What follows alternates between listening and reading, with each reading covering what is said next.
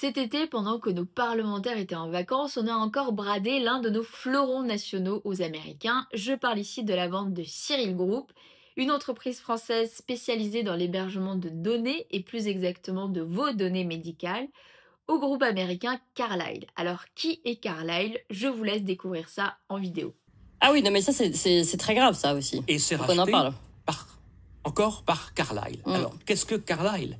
C'est un fonds de pension, un des plus gros fonds de pension américains. C'est un BlackRock bis. C'est ça. Et c'est le fonds de pension de la CIA. Ah. Entre autres. Ça a été créé par d'anciens patrons de la CIA, et par des grands leaders du complexe militaro-industriel américain, etc. Bon, et c'est eux qui rachètent ça. Et donc ça parachève ce qui s'est fait depuis quelques années et qui est le transfert de nos données de santé à Microsoft. Oui. Donc voilà, je pense que tout le monde a compris de quoi il s'agissait dans cette affaire, et comme le rappelle le journaliste Éric Branca dans la vidéo, Bercy a bien essayé de mettre son nez dans cette affaire pour un succès plus que mitigé, puisque la vente a effectivement eu lieu. Là, on a un article des Échos qui est sorti sur ce sujet. L'éditeur lyonnais Cyril Group ouvre son capital au fonds américain Carlyle. L'opération a soulevé quelques remous jusqu'à Bercy. Cyril Group, discret spécialiste des ERP, ces logiciels qui optimisent la gestion des entreprises et hébergeurs de données grâce à ses propres data centers pour les collectivités publiques et les hôpitaux, a ouvert début septembre son capital à la société américaine de gestion d'actifs Carlyle, ce qui a déclenché une enquête d'un service de sécurité économique du ministère de l'économie, selon le média L'Informé. Nous restons majoritairement français, insiste Amael Grivel, président de cet éditeur lyonnais fondé par son père Michel Grivel en 1978. Mais du coup, ça soulève des questions. Jusqu'à quand vous allez rester à majorité français? Car si aujourd'hui le groupe Carlyle a acquis que 525 millions d'euros de parts de capital de Cyril Group, rien ne nous garantit qu'ils seront toujours minoritaires demain. Et puis en dehors de cette question de dépossession, encore une fois, d'une société française qui fonctionne au profit des Américains, ça pose de sérieux problèmes de souveraineté. On regarde la suite de la vidéo. Oui. C'est pas seulement une dépossession de données qui devraient rester nationales. C'est en même temps que on donne au ministère de la Justice américain, DOJ, la possibilité de mettre son nez absolument partout, justement, par le truchement de l'extraterritorialité du droit américain. Oui, et le Cloud Act. Et le Cloud Act, voilà.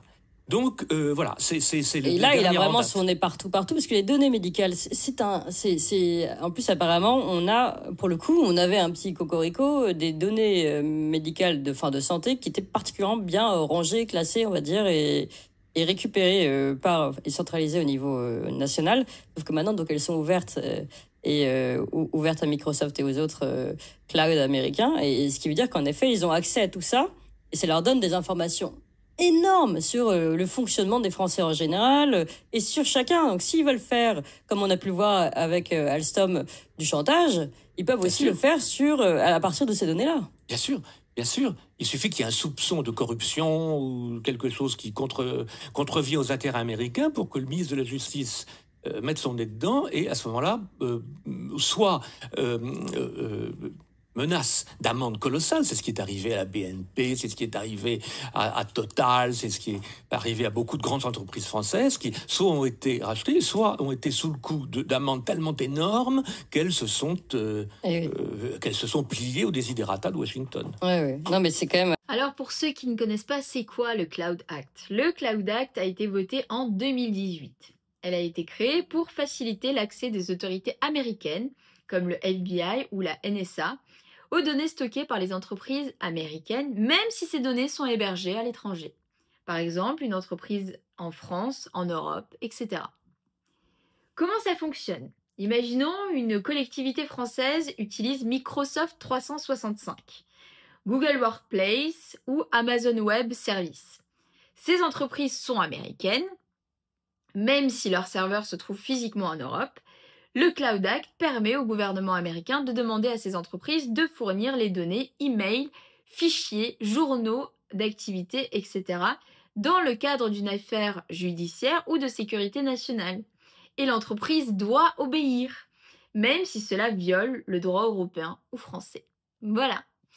Bref, tout ça est hallucinant et je comprends pas pourquoi les médias officiels ne s'offusquent pas davantage de cette affaire. Heureusement que les médias alternatifs existent. N'hésitez pas à relayer ces informations qui, je pense, sont importantes. Si vous avez aimé cette vidéo, n'hésitez pas à liker et à partager.